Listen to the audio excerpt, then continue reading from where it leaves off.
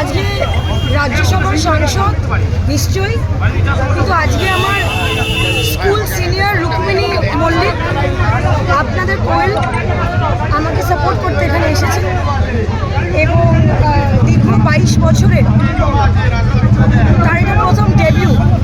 সে কখনো কোনো political programme বা উত্তর কলকাতার কোনো প্রোগ্রামে সে এরমভাবে পার্টিসিপেট করেনি। তার রোড শো, তার এটা ফার্স্ট রোড শো এবং আই থিঙ্ক কলকাতার মতো একটাই রোড শো করছে। এবং আজকে আমাদের বাচ্চারা একসঙ্গে খেলে, স্কুলে পড়ে এবং বিভিন্ন সময় বিভিন্ন ব্যাপারে আমার আর কোয়েলের কথা হয়। ও ডেফিনেটলি এটা সাকসেসফুল অ্যাক্টর, রাজ্যসভার সাংসদ নিশ্চয়ই, কিন্তু তার থেকেও বড় একটা ভালো মেয়ে আর আমার খুব ভালো বন্ধু। এসআইআর এর প্রভাব মানিকতলা বিধানসভায় কতটা পড়ছে কি বলবেন? দেখুন, এসআইআরটা যারা করছে, ঈশ্বর তো আছে, বৃদ্ধ মানুষদের আর্তনাদ শুনছে। আমি মনে করি যে কোনো না কোনো জায়গায় তাদের বিচার হবে। তারা মানুষকে ভোটার লিস্ট থেকে ডিলিট করছে। শুনুন, ওপরওয়ালার মার তাদের উপর ঠিকই পড়বে। বৃদ্ধ মানুষরা বলছে আমাদের, জানিস আমার নামটা কেটে দিল, আমি 100 বছরের বাড়িতে থাকি। তো মোদিবাবু তো সূর্যপুত্র, কুন্তি আশীর্বাদ করেছিল এরকমভাবে, মানে সূর্যদেব আশীর্বাদ করেছেন, উনি জন্মেছেন। উনি নিজেই বলেছেন যে উনি বায়োলজিক্যাল নয়। তো বাদবাকি যারা বায়োলজিক্যালি এই পৃথিবীতে এসছে, বাচ্চার নাম আছে তার মায়ের নাম নেই, তাহলে বাচ্চাটা এলো কোথা থেকে? তাহলে তারাও নিশ্চয়ই ঈশ্বর পুত্র। মানে ঈশ্বর ঈশ্বর করে এরকম ডেভিলদের মতো কাজ করা, রাবণের মতো কাজ করা, ঠিক আছে, হিসেব হবে ওপরওয়ালার কাছে, হিসেব হবে। দিদি, তোমার সাথে যে এত যুব সমাজ তোমার সাথে র্যালিতে হাঁটলো, এই কারণটা কি? তোমার কি মনে হয়? কি এত সাধারণ যুবক যুবতী তোমার সাথে হাঁটলো র্যালিতে? কেন, আপনার কি আমাকে দেখে খুবই বিদ্ধ মনে না, হচ্ছে? সেটাও না, তো এই আপনি কারণটা আমার কি? র্যালিটা, আপনি আমার র্যালিটা একটু দেখবেন।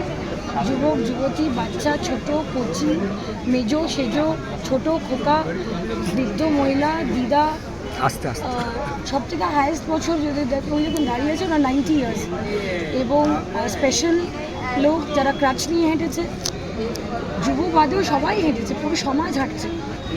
আর আমি যুবরা হাঁটবে না মানে, আমি তো যুব তৃণমূল কংগ্রেস থেকে ওঠা একজন ব্যক্তি, যুব নেত্রী।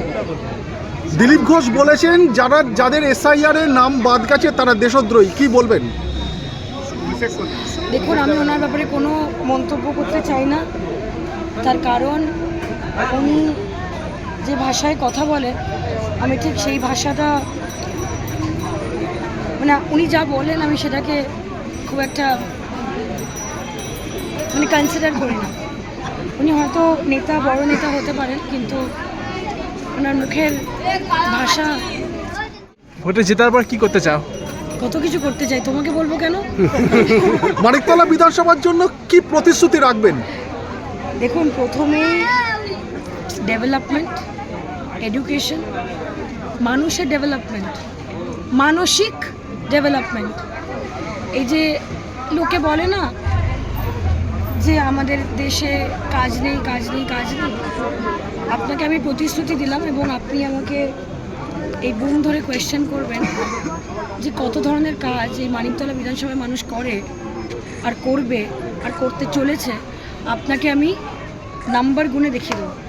এই যে বলে না মানুষ এখানে চাকরি নেই, কাজ নেই, এই নেই, ওই নেই, এই মেন্টালিটিটা থেকে মানুষকে বার করতে হবে। কেন, যুবকরা যা হতে চায় তাই হতে পারে। যদি 40 বছরে কেউ জীবন শুরু করতে চায়, রোজগার শুরু করতে চায়, সে করতে পারে।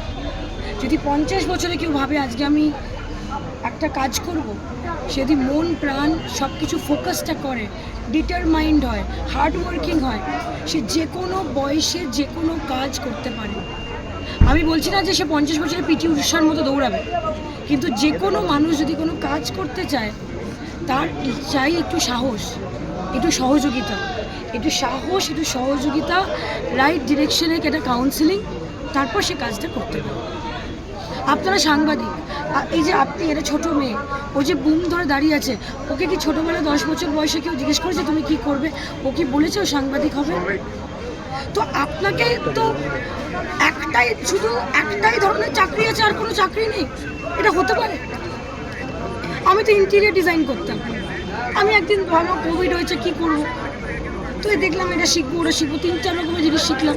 এমনভাবে শিখলাম যে মনে হয় চারটে জিনিস শিখেছি, 4টে জিনিসই এক্সেলেন্টভাবে শিখেছি। বলুন, আর কোনো প্রশ্ন আছে? যে তারপরে তোমার প্রথম কাজ কি হবে, কি মনে হয় যে এই কাজটা মানিকতলা থেকে আমাকে আগে করতে হবে? অনেক কাজ আছে, আমি আমার ইশতেহার বার করবো, তুমি দেখে নিও পয়লা বৈশাখ। মূলত এখন সমস্যা কি কি আছে, কি মনে হয় আপনার? আপনি এত প্রশ্ন জিজ্ঞেস করছেন কেন? আপনি তো কলকাতা থেকেও নয়। আপনি বলুন মানিকতলার কি সমস্যা?